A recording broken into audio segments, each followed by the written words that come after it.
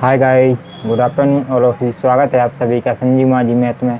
तो दोस्तों, आज फिजिक्स की गाथा लिखने के लिए तैयार हो जाइए। आज साइंस का एक सब्जेक्ट फिजिक्स जो बहुत ही टफ लगता है, तो उसके हर कॉन्सेप्ट को बहुत ही बेसिक से क्लियर कराया जाएगा। ठीक है दोस्तों, तो आज से फिजिक्स स्टार्ट करते हैं।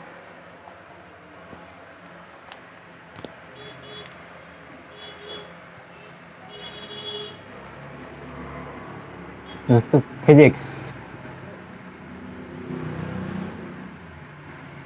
यानी भौतिक विज्ञान।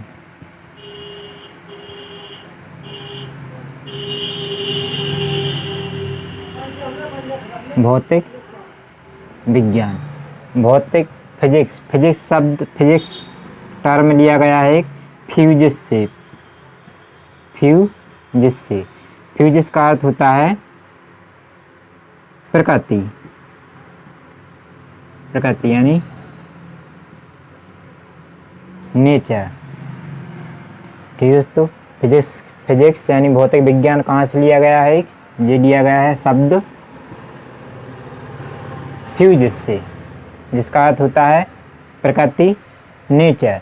तो दोस्तों, नेचर में टू टाइप्स की चीज़ें पाई जाती हैं। टू टाइप्स के चीज़ें पाई जाती हैं नेचर में। तो विजिबल और इनविजिबल, टू टाइप्स की चीज़ें पाई जाती हैं, विजिबल और इनविजिबल। विजिबल दृश्य, इनविजिबल अदृश्य। तो दोस्तों, फिजिक्स एक फ्यूजिस शब्द से लिया गया है, जिसका अर्थ होता है प्रकृति। और प्रकृति में दो टाइप की चीज़ें पाई जाती हैं, दृश्य और अदृश्य। तो दृश्य कहलाते हैं दोस्तों। दृश्य में आते हैं सब्सटेंस यानी कि पदार्थ। सब्सटेंस यानी पदार्थ। और आदर्श में आता है एनर्जी यानी ऊर्जा। ठीक है दोस्तों, तो भौतिक विज्ञान में क्या क्या आता है? पदार्थ और एनर्जी।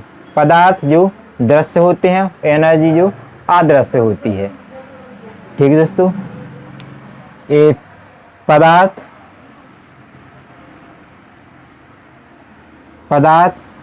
का वेट होता है। वेट यानी भार। और ये स्पेस भी घेरते हैं, और वहीं एनर्जी का ना तो वेट होता है, और ना ही ये स्पेस घेरते हैं, यानी कि खाली स्थान, ना ये स्थान घेरते हैं। ठीक है दोस्तों, तो समझ में आया? ना ही एनर्जी का वेट होता है, ना ही स्पेस घेरते हैं। और वहीं एक पदार्थ का वेट होता है और ये स्पेस भी घेरते हैं।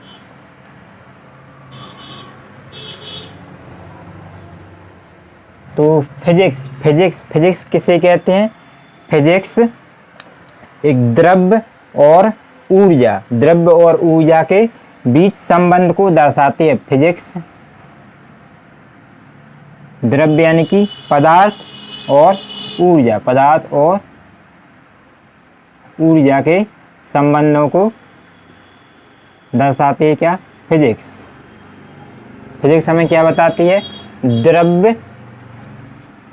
द्रव्य और ऊर्जा के बीच संबंध। ठीक है दोस्तों, फिजिक्स क्या बताती है? द्रव्य और ऊर्जा के बीच संबंध। ठीक है दोस्तों,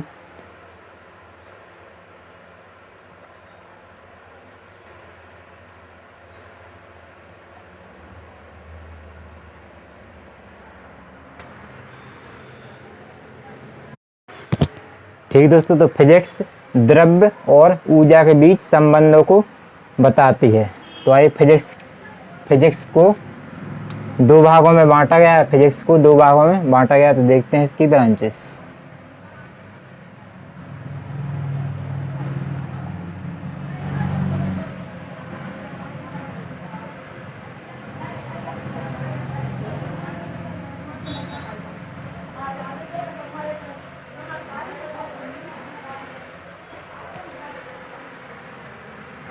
फिजिक्स को दो भागों में बांटा गया है, क्लासिकल फिजिक्स और मॉडर्न फिजिक्स।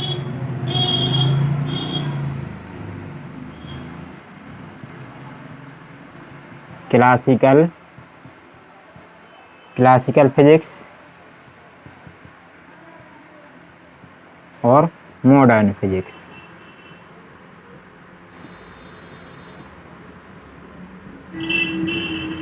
क्लासिकल यानी परंपरागत जो बहुत ही पहले से चली आ रही है। परंपरागत भौतिकी, इसको चिर भौतिकी भी कहते हैं, चिर सम्मत भौतिकी, चिर सम्मत भौतिकी। और मॉडर्न फिजिक्स मीन्स आधुनिक भौतिकी, आधुनिक भौतिकी। तो दोस्तों, ये परंपरागत भौतिकी 1900 के पहले थी, 1900 के पहले,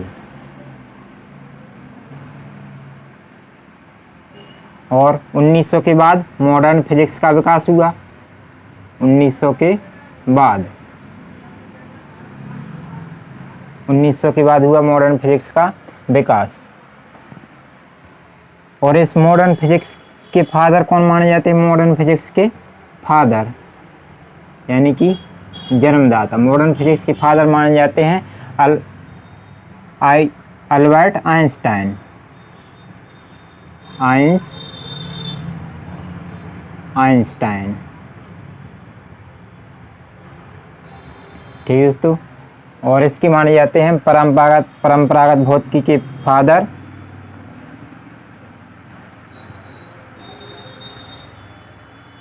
आइजैक न्यूटन।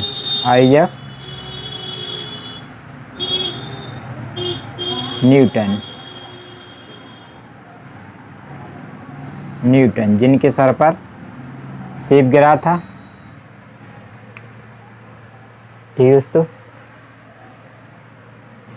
तो परंपरागत भौतिकी ये क्या आएगी? पुरानी, परंपरागत मीन्स पुरानी ब्रांच, और ये हैगी एक नई ब्रांच, ये हैगी एक लेटेस्ट नई ब्रांच, ठीक है दोस्तों। तो 1900 के पहले परंपरागत भौतिकी थी और मॉडर्न फिजिक्स का विकास हुआ 1900 के बाद, और इसके फादर माने जाते हैं आइंस्टाइन, ठीक है दोस्तों। तो इसके आगे देखिए,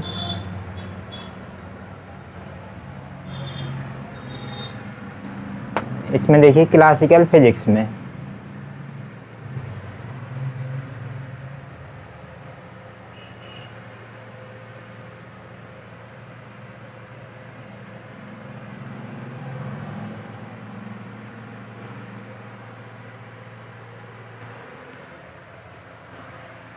क्लासिकल फिजिक्स के अंतर्गत देखिए दोस्तों,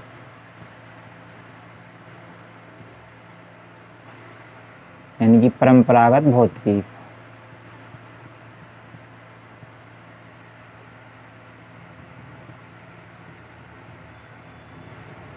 इसके अंतर्गत क्या क्या आता है? यांत्रिकी,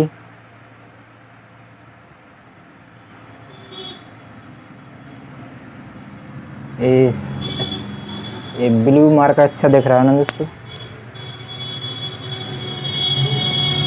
परंपरागत भौतिकी के अंतर्गत क्या क्या आता है? यांत्रिकी, जिसको मैकेनिक्स बोलते हैं,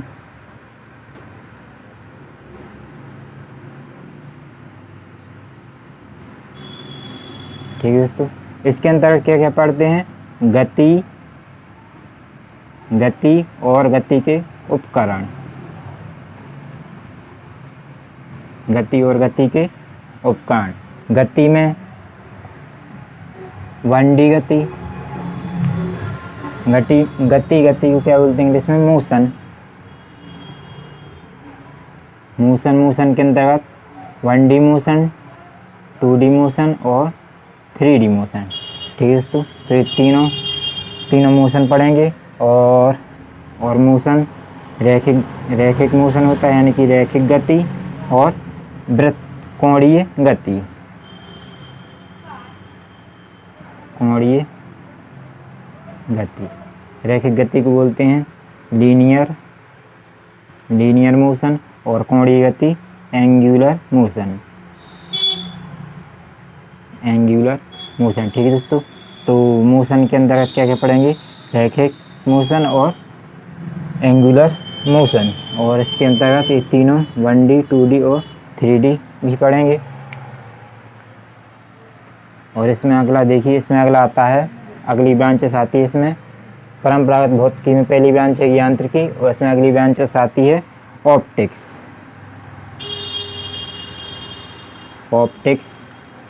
यानी प्रकाशिकी।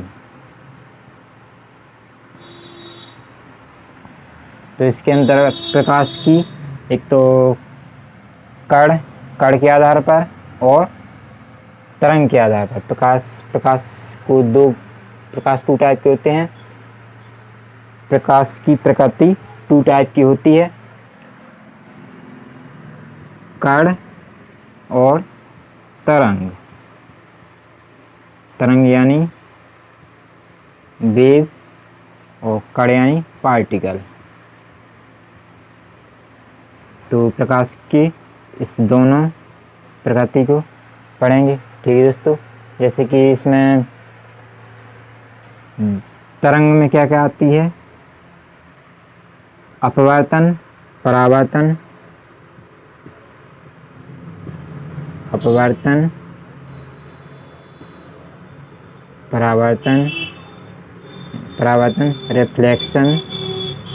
रिफ्लेक्शन और अपवर्तन,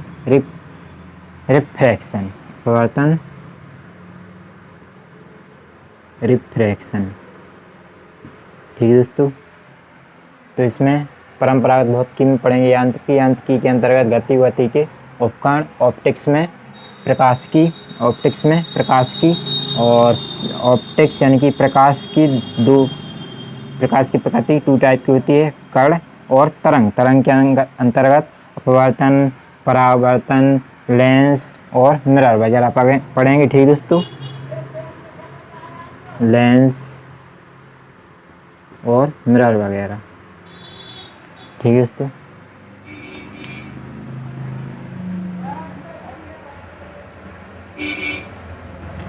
और इसकी अगली ब्रांच है ये थर्मोडायनामिक्स।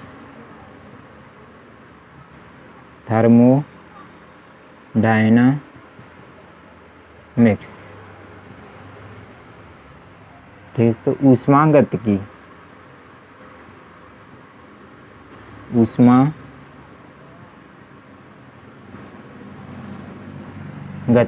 ऊष्मागतिकी के अंतर्गत क्या क्या पढ़ेंगे? इसके ऊष्मागतिकी के लॉज यानी कि सभी नियम और हीट टेम्परेचर, इंजन टेम्परेचर,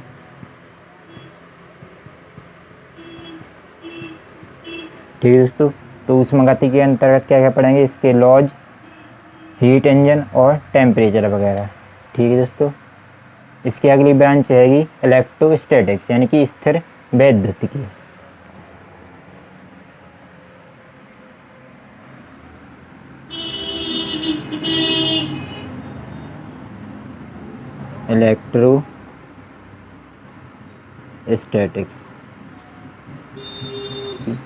स्थिर वैद्युतिकी।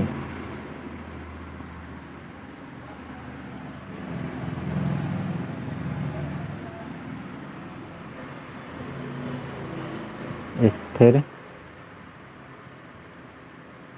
वैद्युतिकी। ठीक है दोस्तों, और इसकी अगली ब्रांच है flood dynamics. Flood dynamics, fluid dynamics.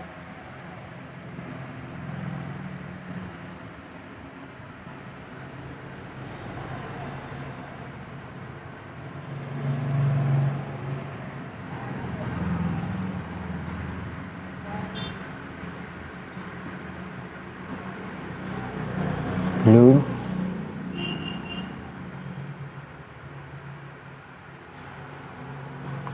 Fluid dynamics यानी कि द्रव गतिकी। द्रव गतिकी, द्रव गतिकी के अंतर्गत पढ़ेंगे जैसे कि पृष्ठ तनाव,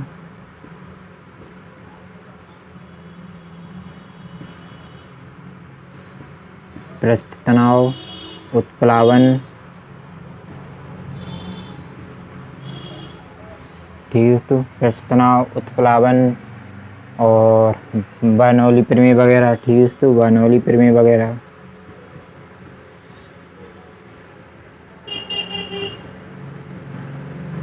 इसके सभी कॉन्सेप्ट पढ़ेंगे। ठीक है दोस्तों, तो ये तो थे परंपरागत भौतिकी के ब्रांचेस। और आगे देखिए दोस्तों, इसके बाद देखते हैं मॉडर्न फिजिक्स। मॉडर्न फिजिक्स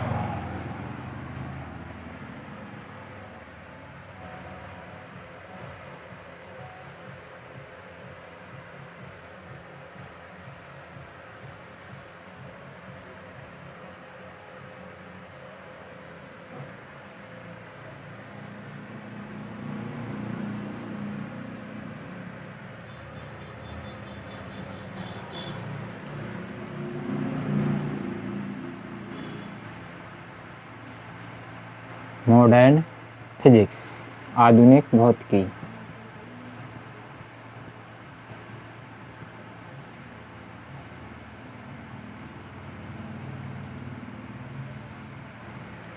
आधुनिक भौतिकी, आधुनिक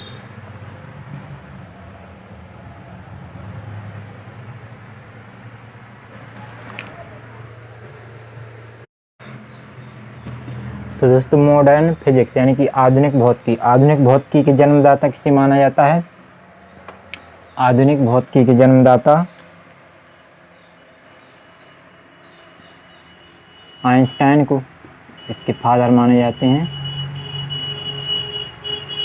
आइंस्टाइन।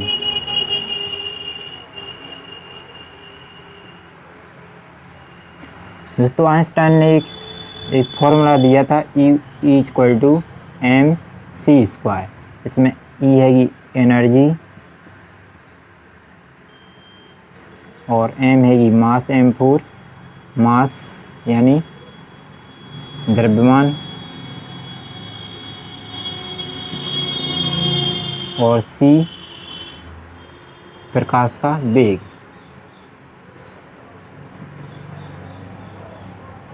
तो दोस्तों ने बताया था कि द्रव्यमान यानी कि द्रव्य को, पदार्थ को एनर्जी में और एनर्जी को पदार्थ में कन्वर्ट किया जा सकता है। कन्वर्ट मीन्स बदला जा सकता है। पदार्थ को एनर्जी में और एनर्जी को पदार्थ में बदला जा सकता है। इसे ही बोलते थे क्या? सापेक्षता का सिद्धांत। सापेक्षता का सिद्धांत।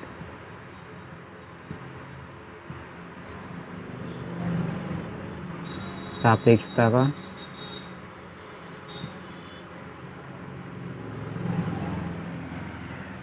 ठीक है दोस्तों, तो एक मॉडर्न फिजिक्स के जन्मदाता माने जाते हैं आइंस्टाइन। उन्होंने इसी फॉर्मूला के बाद यानी कि एक आधुनिक भौतिकी की नींव रखी गई थी। यानी किसने नींव रखी थी? आइंस्टाइन ने। ठीक है दोस्तों, जिस सापेक्षता का सिद्धांत दिया था इन्होंने, इसी के अंतर्गत मास को एनर्जी में, इन्होंने बताया था मास को एनर्जी में और एनर्जी को मास में बदला जा सकता है। ठीक है दोस्तों, तो आज मॉडर्न फिजिक्स की दो ब्रांचेस होती हैं। मॉडर्न फिजिक्स की दो ब्रांचेस हैं, तो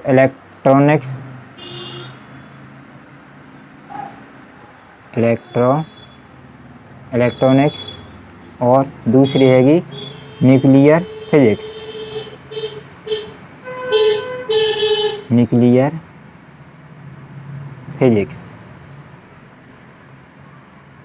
ठीक है, तो इसकी कितनी ब्रांचेस हैं? दो, इलेक्ट्रॉनिक्स फिजिक्स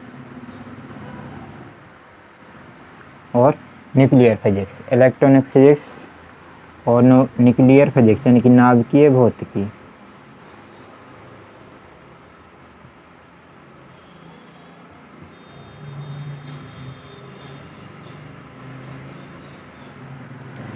तो इलेक्ट्रॉनिक फिजिक्स क्या है दोस्तों? इस इलेक्ट्रॉनिक फिजिक्स के अंतर्गत कंप्यूटर, मोबाइल और रोबोट, ये सभी चीज़ें आती हैं। कंप्यूटर, मोबाइल और रोबोट्स। दोस्तों सबसे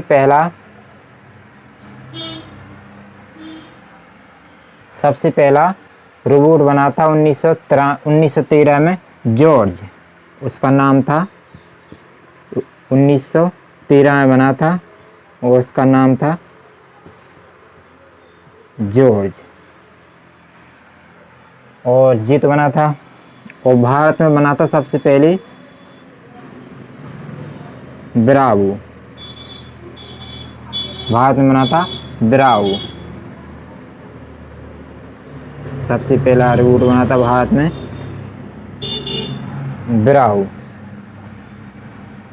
तो दोस्तों एक परंपरागत फिजिक्स में कोई भी अपडेट नहीं आती। जो चीज़ एक बार पढ़ ली उसके बाद उसमें कोई भी अपडेट नहीं आई। जैसे कि गति के समीकरण एक बार दे दिए साइंटिस्टों ने, इसके बाद उसमें कोई भी ना तो अपडेट आई, किसी प्रकार की उसमें खोज नहीं हुई। लेकिन आधुनिक फिजिक्स में हर दिन नया आविष्कार होते रहते हैं। जैसे कि मोबाइल के क्षेत्र में देख लो, पहले कीपैड मोबाइल चलते थे और आज दिन पर दिन इतनी तेज़ी से उसमें खोज चल रही है कि बहुत से फीचर्स उसमें आ गए हैं मोबाइल में। तो यही क्या है कि दोस्तों आधुनिक फिजिक्स में हर दिन अपडेट आते रहते हैं। किसमें? मॉडर्न फिजिक्स में। लेकिन परंपरागत फिजिक्स में किसी प्रकार की कोई अपडेट नहीं आती, तो इसलिए इसको कहाँ रख दिया जिसमें किसी प्रकार की कोई ना तो खोज हुई ना ही अपडेट आई, तो उसको रख दिया था परंपरागत फिजिक्स में। ठीक है दोस्तों, तो ये समझ में आया आधुनिक फिजिक्स।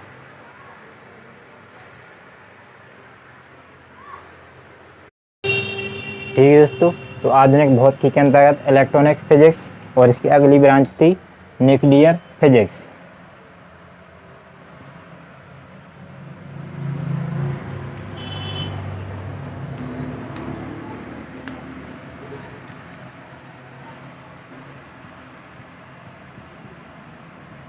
न्यूक्लियर फिजिक्स नाभिकीय भौतिकी।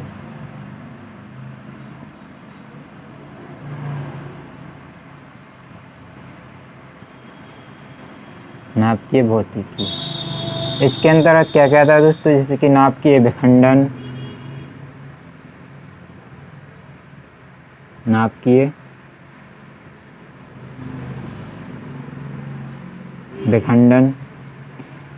विखंडन पर परमाणु बम आधारित होता है। परमाणु बम नाभिकीय विखंडन पर आधारित होता है। परमाणु बम में क्या होता है? नाभिकीय विखंडन यानी कि न्यूक्लियर फिजन। इसकी इंग्लिश भी याद रखें दोस्तों, पेपर में कहीं इंग्लिश भी आ जाती है। नाभिकीय फिजन, तो छोटी की मात्रा यहाँ पर क्या आएगी, छोटी की मात्रा। छोटी की मात्रा किससे बनती है, आई से। और अगला होता है न्यूक्लियर नाभिकीय संलयन। नाभिकीय संलयन, इसको बोलते हैं न्यूक्लियर फ्यूजन। इसकी इंग्लिश वर्ड भी ध्यान रखना दोस्तों। यहाँ छोटी की मात्रा है तो यहाँ छोटी की मात्रा किससे बनती है, आई से, ठीक है दोस्तों। और नाभिकीय संलयन, तो नाभिकीय भौतिकी के अंतर्गत आता है नाभिकीय विखंडन और नाभिकीय संलयन। नाभिकीय संलयन कहाँ पर होता है, तारों में। तारों में, ठीक है दोस्तों। और नाभिकीय संलयन में ये कहाँ पर होती है, तारों में। तारों की ऊर्जा किससे बनती है, नाभिकीय संलयन से। और कचरे से बिजली बनना, कचरे से बिजली बनना, कचरे से, इसी का उपयोग करके नाभिकीय भौतिकी न्यूक्लियर फिजिक्स के अंदर कचरे से बिजली बनाई जा रही। और मानव के मूत्र से भी बिजली बनाई जा रही। मानव, इसी न्यूक्लियर फिजिक्स के अंतर्गत मानव मूत्र से बिजली बनाई जा रही। वाटर से यानी जल से बिजली बनाई जा रही, ठीक है दोस्तों। तो इसके अंतर्गत और मेडिकल साइंस में भी इसका बहुत ही, मेडिकल साइंस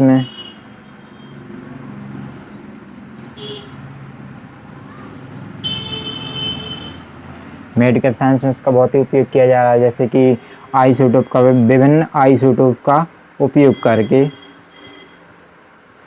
जैसे कि आयोडीन 131 का गलगंड का पता लगाने में, आयोडीन 131 का उपयोग किया जाता है कहाँ पर, गलगंड का पता लगाने में, गलगंड का पता लगाने में। और सोडियम 24 का उपयोग ब्लड क्लॉट का पता लगाने में, सोडियम 24 का उपयोग ब्लड क्लॉट का पता लगाने में, रक्त के थक्का का पता लगाने में।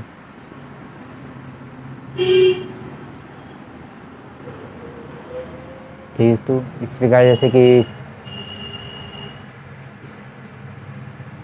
फास्फोरस 31 का उपयोग रक्त कैंसर में किया जाता है।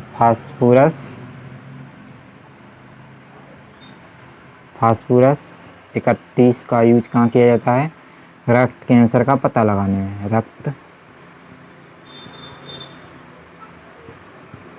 रक्त कैंसर का पता लगाने में।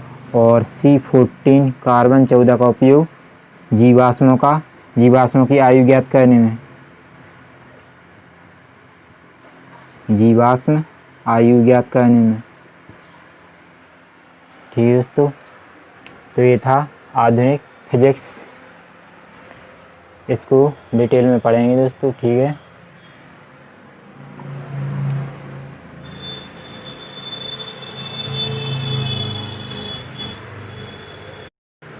तो दोस्तों आज ये फिजिक्स की इंट्रोडक्शन क्लास थी। फिजिक्स के टॉपिक कल से स्टार्ट करेंगे, कहाँ से, मापन से, मेजरमेंट, मापन।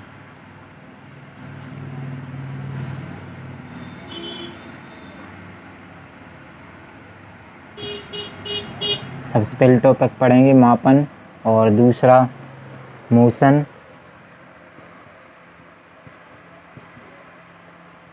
यानी गति। गति के अंतर्गत इसकी रेखीय गति, लीनियर मोशन, रैखिक गति, लीनियर मोशन। लीनियर मोशन के अंतर्गत 1D, 2D और 3D। इन तीनों गतियों को पढ़ेंगे। और प्रक्षेप गति,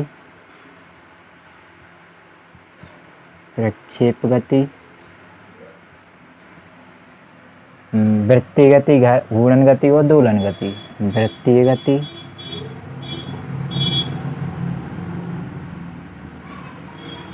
घूर्णन गति और दोलन गति। ठीक है दोस्तों, तो मोशन के अंतर्गत इन सभी को पढ़ेंगे। और इसका अगला टॉपिक लेंगे गुरुत्वाकर्षण यानी ग्रेविटेशन।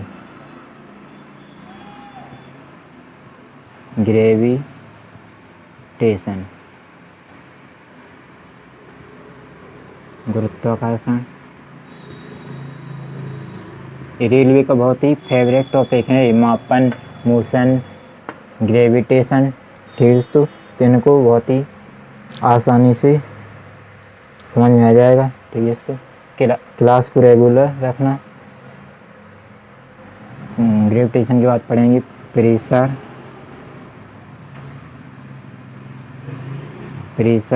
यानी दाब। और इसके बाद अगला टॉपिक पढ़ेंगे लाइट यानी कि प्रकाश।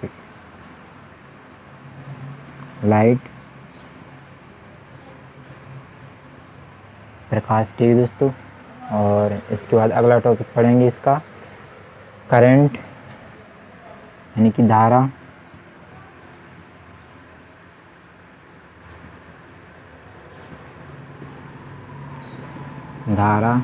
और फ्लूइड डायनामिक्स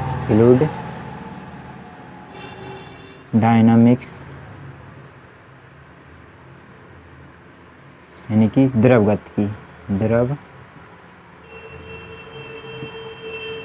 की। और इसके बाद अगला टॉपिक पढ़ेंगे इसका ध्वनि एवं तरंगे, साउंड एंड वेव्स।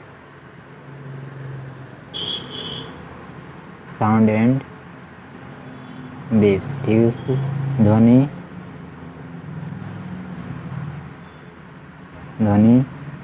और तरंगे।